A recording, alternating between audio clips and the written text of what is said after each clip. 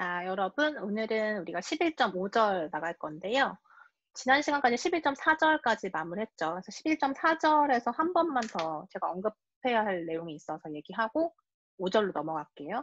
자, 일단 우리 3절에서 내적 얘기했고요. 4절에서 외적 얘기했는데, 벡터라는 개념이 여러분이 명확히 있어야 하고, 그리고 그 벡터의 연산 중에서 곱셈이 굉장히 중요한데, 그 곱셈에 대한 연산이 두 가지가 있더라. 그래서 첫 번째, 내적이라는 개념이 있었고, 두 번째, 외적이라는 개념이 있다. 그런데 내적과 외적은 사실 기하적인 의미도 포함하고 있다. 그래서 내적에서는 기하적인 의미를 무엇과 연결시킬 수 있는가?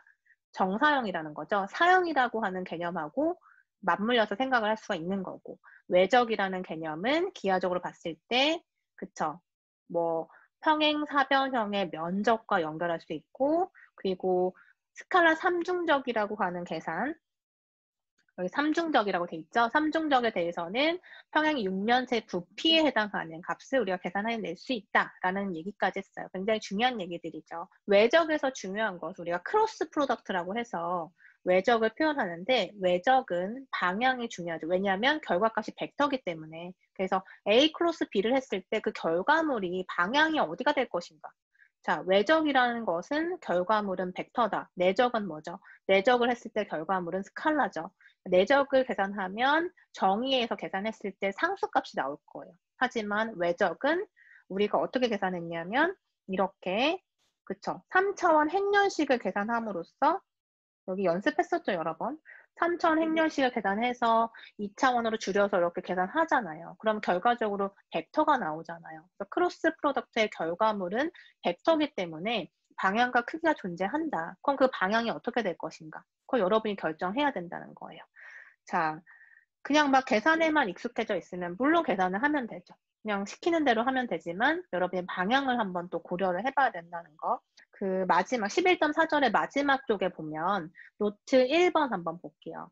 자, 노트 1번 지난 시간에 얘기한 건데, 스탠다드 베이시스 팩터에 대해서도 우리가 이제 크로스 프로덕트를 하면 마치 이제 우리가 잘 응용할 수 있는 방법이 뭐였냐면, 자, I 그리고 J 그리고 K.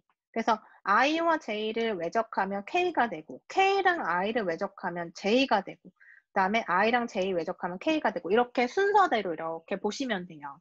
그죠?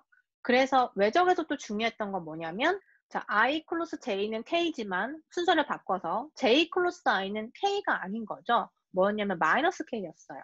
A 클로스 B랑 B 클로스 A의 상관관계는 마이너스 1배 차이가 난다라고 했으니까. 자, 그러면 우리가 이것을 이렇게 생각해도 되고, 아니면 외적의 정의대로 풀어서 쓰면 우리 이거 I랑 J랑 크로스 프로덕트에서 K가 된다는 거 같이 연습했었죠, 지난 시간에. 계산도 해봤어요, 실질적으로. 그런데 우리가 이제 매번 계산하기가 힘드니까 이렇게 룰을 정했던 거죠. 동글동글하게 이렇게 돌아가는 형태로. 하지만 여러분이 어떻게 생각해도 되냐면, 자, 이렇게 G축이 있고, X축이 있고, Y축이 있어요. 자, 그러면 이때 X축에 평행하면서 길이가 1인 벡터를 우리가 I라고 얘기하는 거고, Y축에 접하면서 이렇게 길이가 1인 벡터를 J라고 부르는 거고, G축에 똑같이 평행하면서 길이가 1인 벡터를 K라고 하죠. 그런데 이때 우리가 I와 J를 외적한다는 뜻은 우리가 오른손 법칙이라는 게 있었어요. 오른손 법칙이 뭐냐면, 자, 처음에 등장하는 I라는 방향으로 여러분이 이 네 손가락을 I 방향으로 이렇게 넣어보세요. 이렇게 찌른다고 생각해 보세요. 그 다음에 J가 있는 방향으로 돌리는 거예요, 내 손가락을. 자, I 쪽으로 이렇게 찌르고, 지금 여기 그림 보이는 것처럼 I 방향으로 이렇게 찔러보고 J 쪽으로 돌리세요. 그럼 엄지손가락이 어디를 향해요?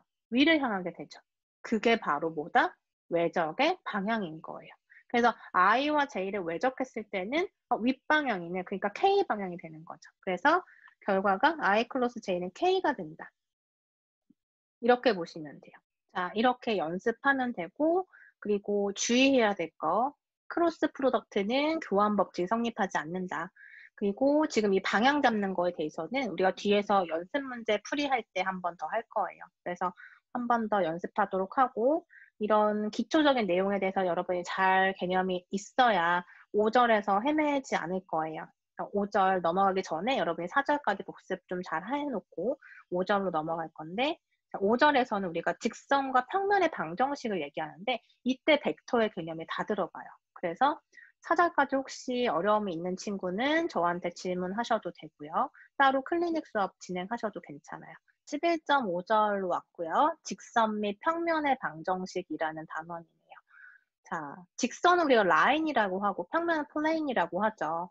자, 직선부터 우리가 정의를 할 거고요. 방정식의 형태로 표현을 할 건데 벡터의 개념을 써서 유도를 할 거예요. 자, 일단 직선부터 봅시다. 자, 직선은 사실 2차원에서 정의하면 어려운 내용이 아닌데 우리가 지금 하고 있는 건 뭐냐면 11장 전체 내용이 공간인 거예요. 공간에서 우리가 직선을 얘기하고 평면을 얘기하고, 그런데 이 직선을 야 이렇게 생긴 직선 이렇게 얘기하면 너무 모호하잖아요. 그러니까 이 직선을 정의하기 위해서 이 직선의 이름을 만들어 주는 거고, 이 직선이 어떻게 생겼다라는 것을 얘기를 해주려면 그것에 대한 유도가 필요하고 또 벡터를 이용한다는 거예요. 그래서 직선, 공간에서의 직선을 한번 다뤄보자. 이게 첫 번째 얘기인데, 자, 일단 그림을 보세요. 그림에 보면 X축, Y축, G축 공간이 이제 형성이 돼 있죠. 거기에서 원점 O가 존재하고, 그리고 내가 지금 형성한 L이라고 하는 직선이 공간상에 이렇게 놓여져 있어요. 그러니까 지금 우리 허공에 이런 직선이 하나 있다고 생각하면 되는 거예요. 자, 이 직선의 모양을 결정하기 위해서 두 개의 포인트를 집을 건데, 자, 하나는 뭐냐면 여기 보이는 P0라고 하는 점. 이 점은 뭐냐면 L이라고 하는 직선 위에 있는 점이에요. 즉, 바꿔 얘기하면 P0는 L을 지난다라고 얘기할 수 있는 거고, P0는 L 위에 있다라고도 얘기할 수 있고, L은 P0를 포함한다라고도 얘기할 수 있는 거죠. 그런데 P0라고 하는 이 점은 3차원상의 점이기 때문에 컴포넌트가 3개예요. 그쵸? X, Y, G라고 하는 컴포넌트가 존재하겠죠. 우리가 공간상에서 P라고 하는 어떤 점이 있으면 1, 2, 3이라고 하면 X는 1인 거고 Y는 2인 거고 G는 3이라는 뜻이잖아요. 그걸 다 모아서 공간에서 점 찍는 거죠. 그렇게 해서 P0라고 하는 점은 특정한 숫자로 지정한 게 아니라 일반화해서 X0, Y0, G0라고 하자라는 거예요. 이름 붙여준 거죠. 직선 위에 있는 점이에요. 자, 그리고 우리가 지금 O라고 하는 시점에서 이 P0라고 하는 종점까지 연결을 했을 때 벡터를 하나 만들 수 있죠. 벡터라는 건 어려운 게 아니라, 그쵸? 시점이 있고 종점이 있고 방향이 있고 길이가 존재하는 양이잖아요. 그러니까 O에서 P0까지 이렇게 화살표, 빨간색 화살표 보이시죠? 거기에서 이 화살표를 R0라고 하자. 벡터 R0라고 할 거예요. R0는 그럼 다시 얘기해서 뭐예요? OP0 벡터인 거죠. 자, 그래서 한번 봅시다. R0 벡터는 결국에는 OP0라는 벡터랑 똑같은 거예요. 그런데 R0라고 표현을 한 거죠. 자, 그리고 지금 우리가 이 그림만 일단 살펴보면 R이라고 하는 벡터도 보이실 거예요. R이라는 벡터는 뭘까요? 원점 O를 시점으로 하고 P라고 하는 어떤 또 점이 있어서 거기까지 연결한 벡터인 거예요. 그리고 P0에서 P까지 연결한 벡터를 A 벡터라고 한 거예요. 자, 지금 그림 상황은 이렇게 되어 있고, 그리고 그 아래 보면 V라는 벡터도 보이죠. 그런데 추측하건대 저 V라고 하는 벡터하고 A라는 벡터는 평행인 것 같아요. 그쵸? 보이나요? 여러분 이렇게 일단 그림을 먼저 음미를 하고, 그리고 이제 우리가 뭘 할 건지 한번 생각을 해볼게요. 자, 지금 뭘 하려고 이런 그림을 준비했냐면, 자, 공간상에, 우리는 지금 공간상에서 얘기하고 있는 거죠. 공간상의 점 P0가 있어요. 자, 이 점을 지나면서 0벡터가 아닌, 즉 0벡터가 아니라는 뜻은 그러니까 점이 아닌 거예요. 방향에 존재하고 길이가 있는 그런 벡터다라는 뜻인데, 어쨌든 지금 내가 세팅하고 있는 상황이 공간상에 P0라는 점이 있는데 그 점을 지나면서 0벡터가 아닌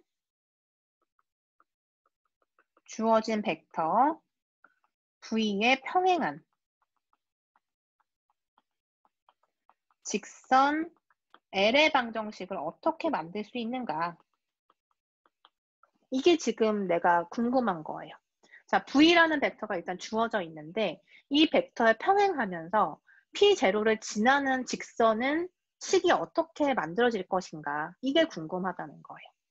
자, 이거를 이제 결정하고 나면 우리가 L이라고 하는 방정식을 벡터로 만들어서 표현할 수가 있는 거죠. 어쨌든 지금 궁금한 건 뭐다? P0라는 공간상의 점이 하나 있는데 그 점을 지나는 직선이고 그 직선은 어디에 평행이다? 주어진 V라는 저 초록색 벡터랑 평행한 상태인 거예요. 그렇게 생긴 L은 모양이 어떻게 결정되는가? 포뮬러가 어떻게 되는가? 이거 여러분이 알아야 된다는 거죠. 자, 그럼 세팅 한번 해봅시다. 자, L이라고 하는 직선을 L이라고 쓸 거고요.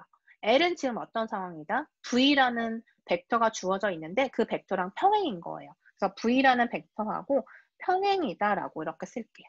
기호로 표현한 거예요. 자, 그러면 여기에서 알 수 있는 것은 L이라고 하는 직선 위에 있는 어떤 벡터도 V랑 항상 평행이겠죠. 왜냐하면 L하고 V가 이미 평행이에요. 그러니까 지금 이렇게 두 직선이 있다고 하면 이미 평행인 두 직선이 있는데 V도 벡터지만 사실은 길이만 따지면 직선이잖아요. 그죠? 그래서 선분이죠. 그러니까 두 개의 직선이 있다고 가정하고 이 벡터랑 이 주어진 L이라는 직선은 평행인 상태인데 그렇다면 이 L이라고 하는 직선 위에 있는 어떤 벡터를 잡아도 V랑 평행할 수밖에 없죠. 왜냐하면 L하고 이미 V가 평행인 상태니까.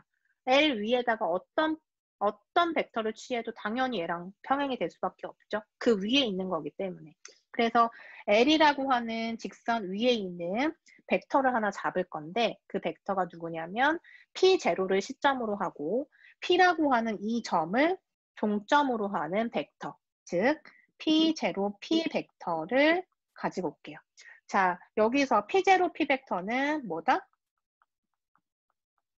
사실 L 위에 있는 점이죠.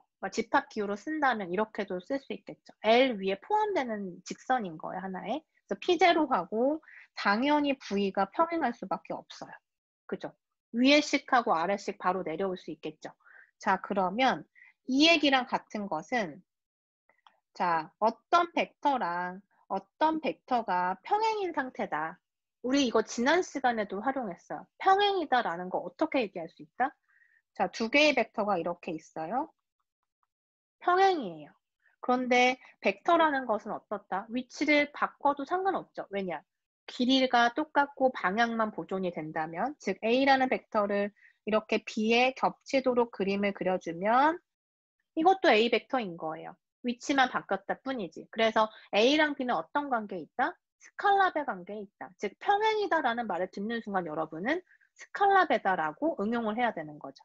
자, 그러면 지금 이 두 번째 줄과 똑같은 얘기는 P0, P라는 벡터, 즉 하나의 벡터는 V와 평행이기 때문에 이것을 뭐라고 쓸 수 있다? V의 스칼라배다라고 쓸 수가 있는 거예요. 그럼 그 스칼라를 뭐라고 할 것이냐? T라고 한번 써볼게요. 뭐 1이 될 수도 있고 2분의 1이 될 수도 있고 4가 될 수도 있고 여러 가지 가능하죠. 그런데 T라고 하는 것은 스칼라니까 실수의 멤버다라고 해볼게요. 그쵸? 그러니까 뭐 2분의 1이 될 수도 있고 마이너스 1이 될 수도 있고 스칼라 되잖아요. 어쨌든 평행인 관계를 표현한 거예요. 자, 그렇다면 지금 우리가 P0, P 벡터를 그림상에서 보면 P0를 시점으로 하고 P를 종점으로 하는 이 벡터를 A 벡터라고 명칭을 정했어요. 그래서 이 P0, P 대신에 A 벡터라고 써볼게요. 자, 그럼 이 A 벡터는 다시 한번 생각해 보니까 이 그림상에서 보면 A 벡터랑 관련 있는 벡터가 두 개가 있죠. 그러니까 연결이 돼 있는 걸 찾아보는 거예요. 자, A 벡터는 여기에 있는 이 R0 벡터하고 일단 관련이 있죠. 이렇게 연결이 돼 있죠. 그리고 여기 R 벡터하고도 뭔가 관련이 있어요. 자, 그럼 지금 이렇게 세 개의 벡터를 고려했더니만 뭐가 만들어졌나요? 삼각형이 만들어졌죠. 그러면 삼각형이 보이니까 우리 벡터를 덧셈해서 뭔가 연결해낼 수가 있겠다. 그러면 벡터의 덧셈은 어떻게? 삼각형의 법칙이나 평행사변형 법칙을 쓰면 되는데 여기에서 보시면 자, 원점을 시점으로 해서 이렇게 R0 벡터에다가 자, 지금 시작점 R0라고 해볼게요. R0에다가 A를 더하면 뭐가 되죠? 그 결과가 뭐가 돼야 돼요? R 벡터가 돼야 되는 거죠. 이렇게 더하면 시점과 종점, 최종적인 시점과 종점이 연결한 게 결과물이니까. 그래서 R0에다가 A를 더하면 R 벡터가 되는 거예요.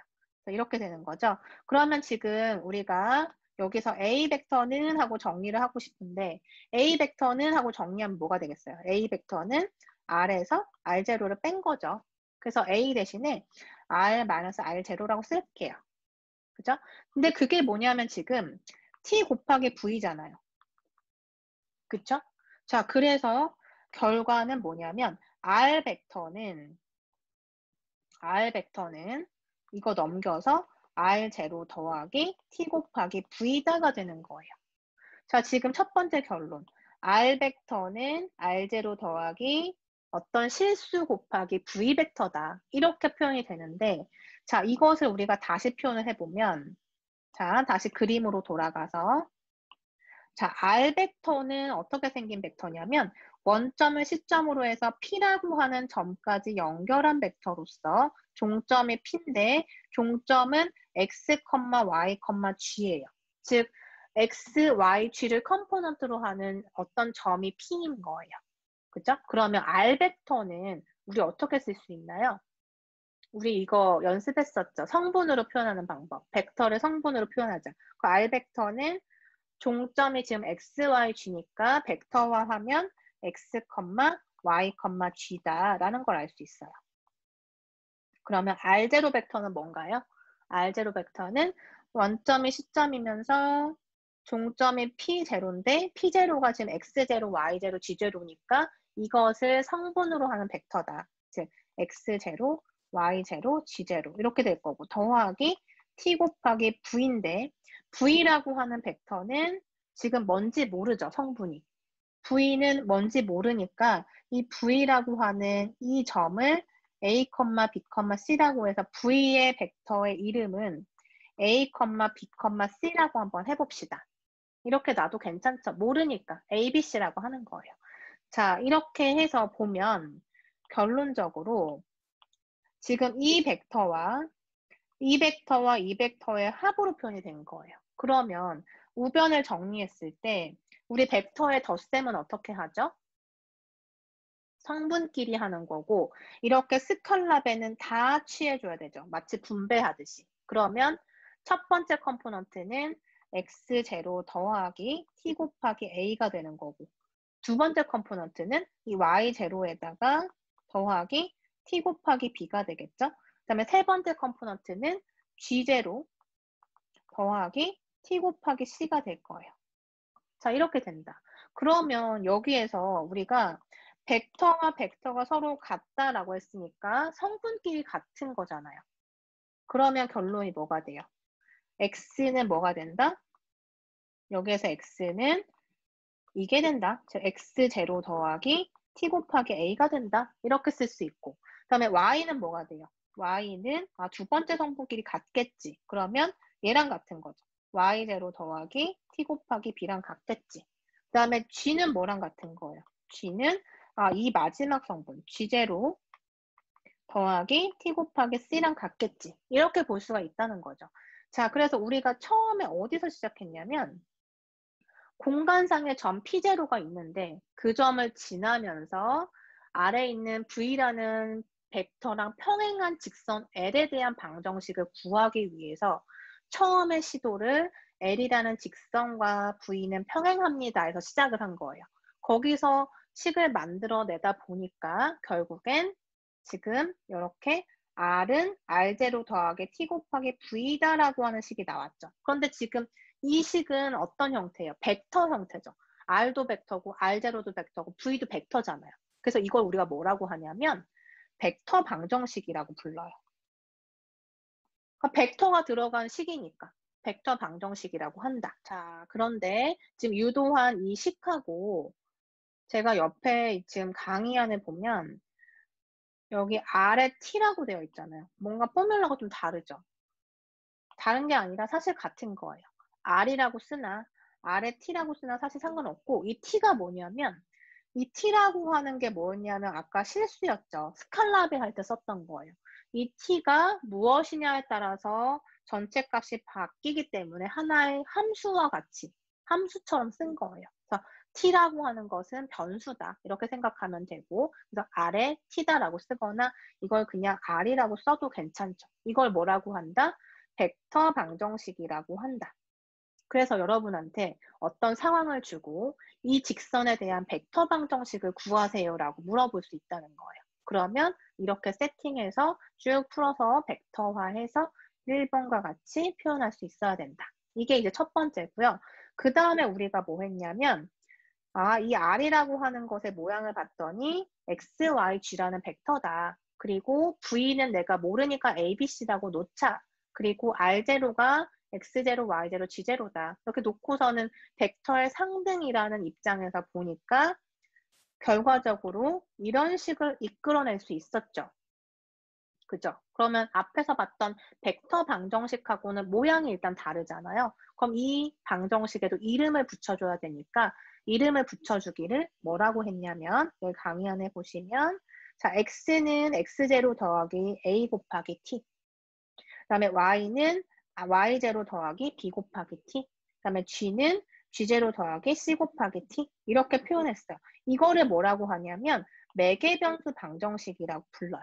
파라메트릭 이퀘이션이라고 하는데 왜 그러냐면 자, 이 식을 보면 뭐가 있죠? 눈에 보이는 것이 t라고 하는 변수가 있어요. 그죠? 이 t는 어디서 왔죠? 사실 우리가 L과 V라는 벡터가 평행이다라는 사실에서 붙여진 변수인 거예요. 그죠? 이것을 우리가 매개변수라고 하는데 따라서 이러한 형태로 표현하는 것을 매개변수 방정식이라고 해요. 지금 우리가 뭘 하고 있는 거냐면 직선 L을 표현하는 다양한 방법에 대해서 보고 있는 거죠. 첫 번째는 벡터 방정식 유도했죠.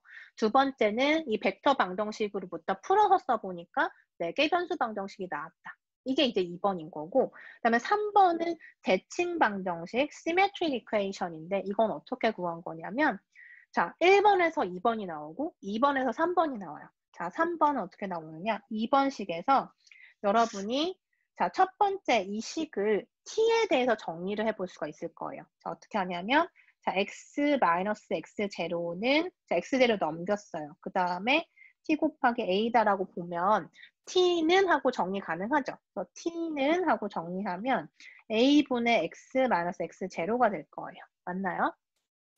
자, 그러면 똑같은 이치로 두 번째 식도 우리가 t는 하고 정리할 거예요. 그러니까 y-y0는 뭐가 돼요? t 곱하기 b가 되면서 t는 하고 정리하면 b분의 y-y0가 되죠. 그렇죠? 그러면 뭐 세 번째 식은 볼 것도 없이 유도되죠. t는 뭐겠어요? t 옆에 있는 c분의 이거 넘겨서 g-g0가 되겠죠. 그죠? 그래서 지금 첫 번째, 두 번째, 세 번째 식을 보면 뭘 한 거냐면 뭐 한 거죠, 지금? t는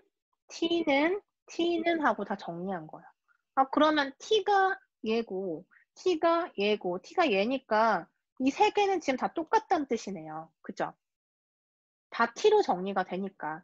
그래서 t는 하고 정리해 보니까 이거랑 세 개가 다 똑같은 거다. 그래서 이거랑 다 똑같은 거다라고 정리를 할 수 있다는 거예요. 자, 그래서 이런 형태로 우리가 뭐라고 하냐면 대칭 방정식, Symmetric Equation이라고 해요. 자, 여기까지 정리되셨나요? 1번, 2번, 3번 모두 다 뭘 표현하는 거다? L이라고 하는 공간상의 직선을 나타내는 거다. 자, 이렇게 일단 기억을 하고 3번에서 나머지 정의를 한번 보면 A와 B와 C는 뭐냐? L의 방향수, direction number라고 하는데 방향이라는 말이 들어가 있잖아요. 자, 방향이라는 게 뭘까? L이라고 하는 공간상의 직선이 하나 있어요. 자, 이 직선에도 방향이라는 게 있겠죠. 이렇게 생긴 직선과 이렇게 생긴 직선은 다른 직선이잖아요. 그게 뭘 결정할까요? 무엇에 의해서 결정된다? 직선의 방향이라는 게 존재하겠죠. 방향이 있을 거예요. 물론 평면도 마찬가지로 이렇게 생긴 평면과 이렇게 생긴 평면, 이렇게 생긴 평면은 모두 다 이름이 다르겠죠. 그것을 결정하는 건 누구다? 방향이라는 거예요. 그래서 직선의 방향은 여기서 보시면 A와 B와 C라고 하는 이 직선 위에 있는 그 방향, 즉 지금 그림에서 보면 자, 여기 직선이 이렇게 있어요. L이라는 직선이 있고 이 직선의 평행한 방향이 V 방향이죠. 근데 V를 우리가 이름을 뭐라고 붙였죠? A, B, C라고 했어요. V라고 하는 벡터의 이름을. 그러면 A, B, C라고 하는 벡터의 방향하고 L이라는 직선의 위에 있는 벡터의 방향은 평행하니까 어쨌든 L이라고 하는 이 직선의 방향도 뭐가 될 수밖에 없다? A, B, C가 되는 거죠. 왜냐하면 L 위에 있는 어떤 벡터를 가져오더라도 지금 처음 세팅부터가 V라는 벡터랑 평행하게끔 만들어 놓은 거잖아요. 그쵸?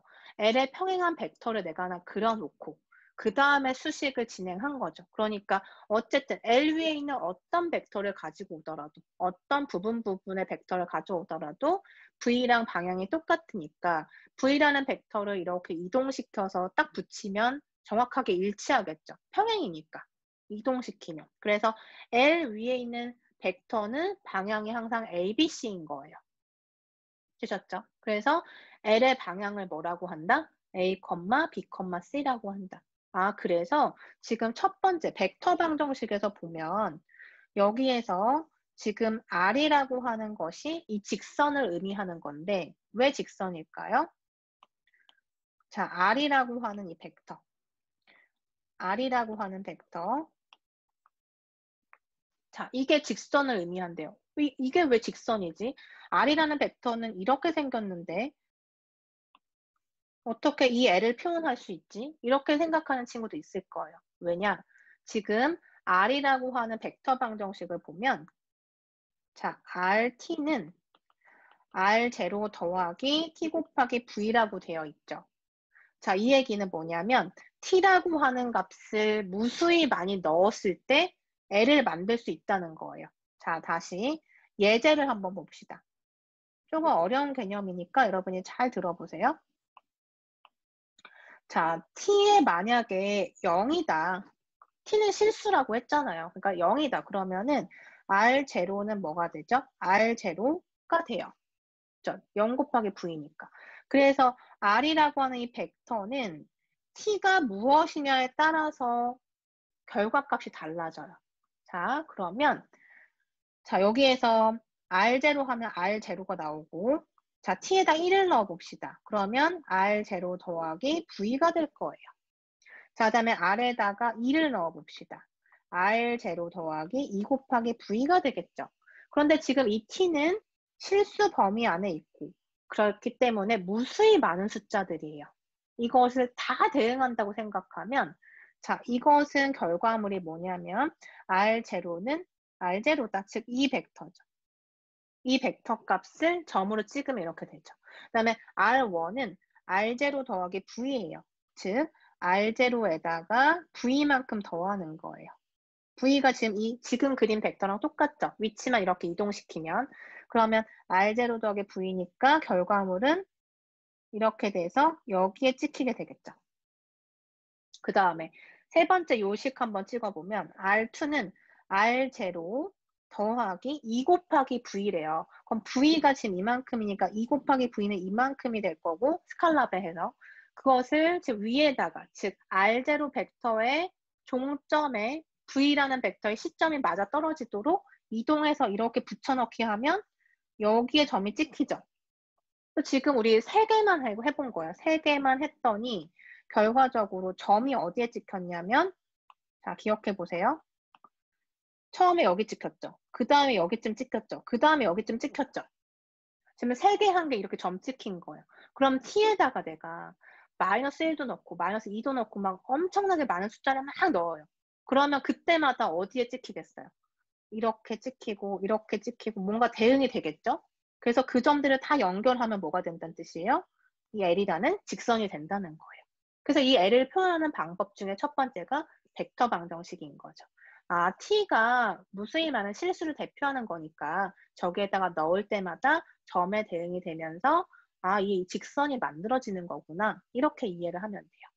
자, 그래서 이 1번으로부터 우리가 2번식 매개변수 방정식을 만들어냈고 2번으로부터 식을 정리해 보니까 3번의 대칭 방정식이 유도가 된 거예요.